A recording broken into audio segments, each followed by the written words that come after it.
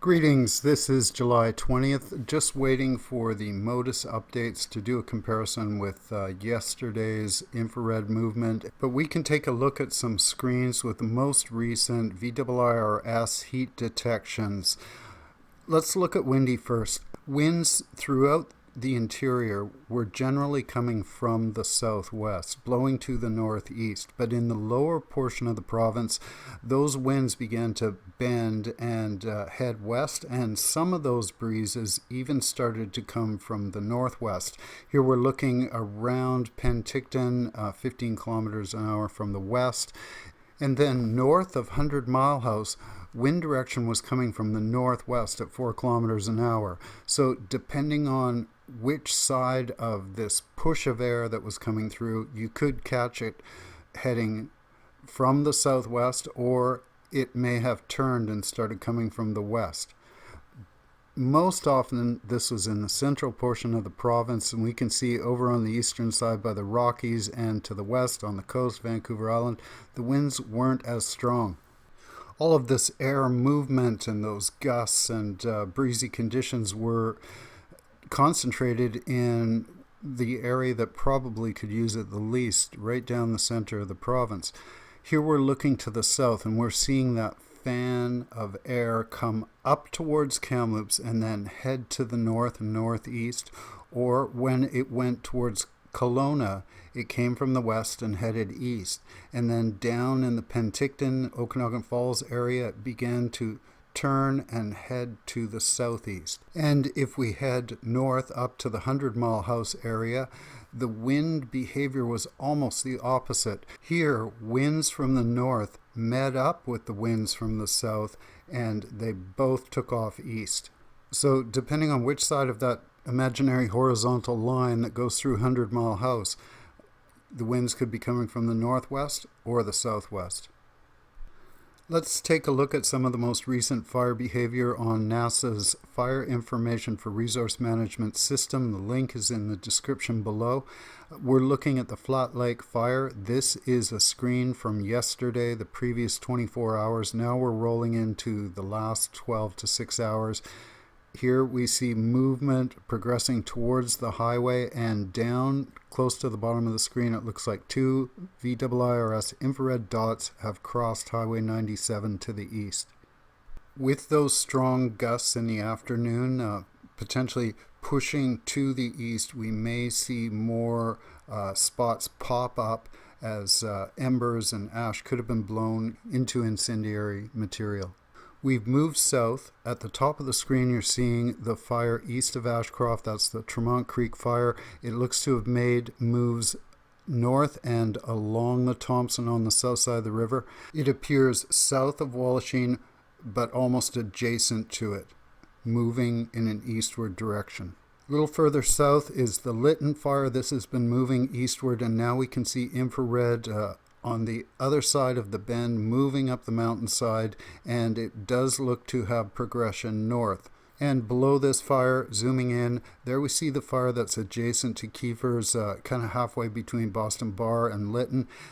It appears to have moved to the east and started up northeast. Next, we're moving eastward across the Nicola, east of Merritt. This is the White Rock Lake fire. It's been making a progression eastward, but in the latest VIIRS, I only see one dot that's kind of sitting out there alone. It's moved eastward towards Westwold and Falkland.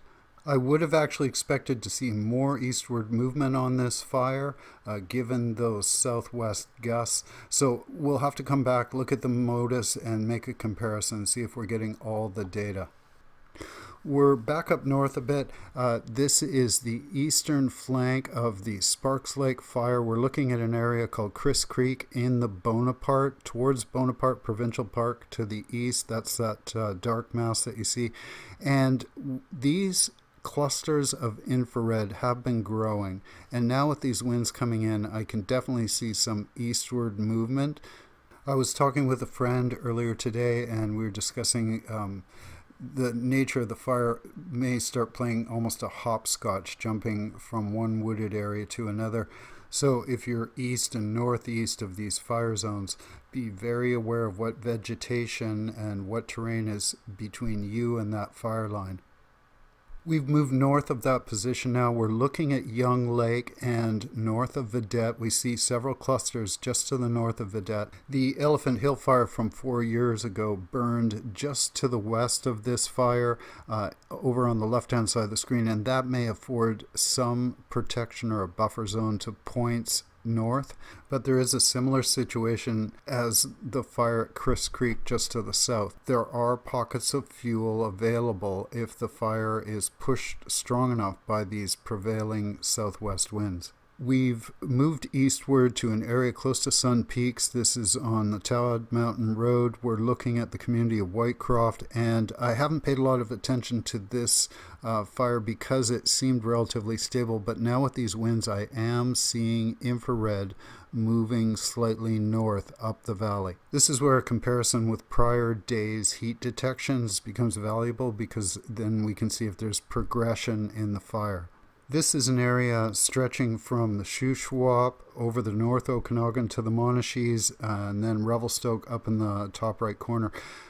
We're seeing a lot of heat. It seems to be in place. I noticed a few sparks just north of Maple Lake and north of Sugar Lake there.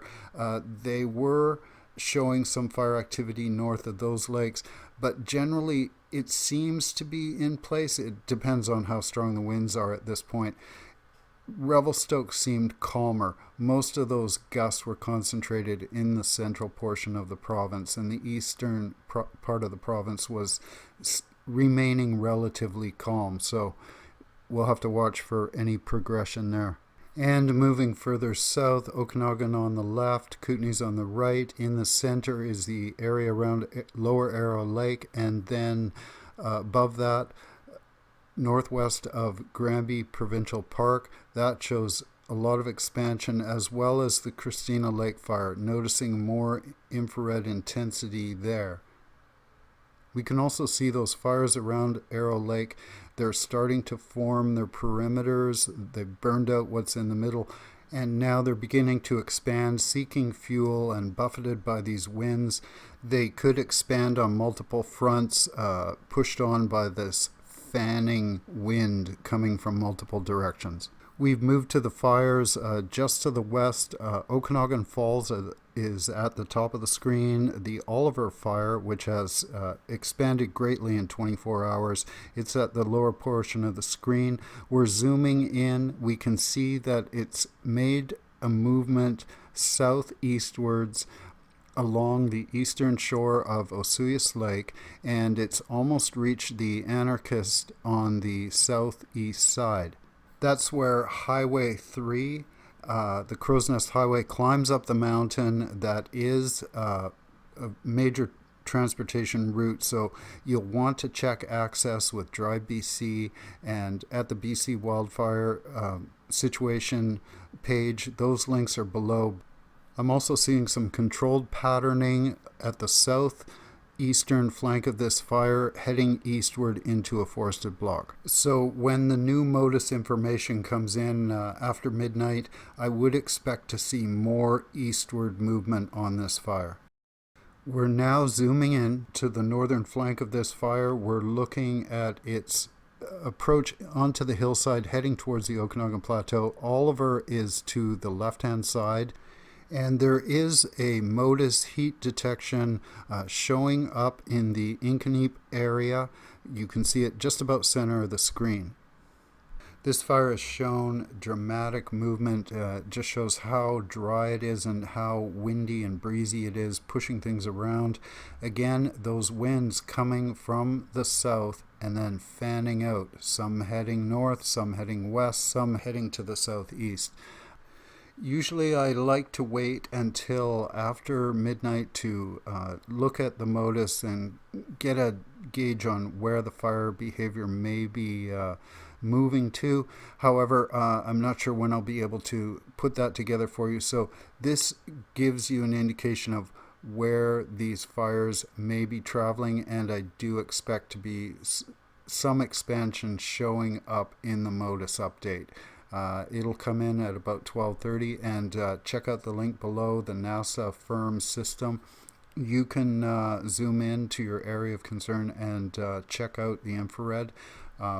It'll be the Modus Terra, I believe, that will show up first. Thank you very much for watching.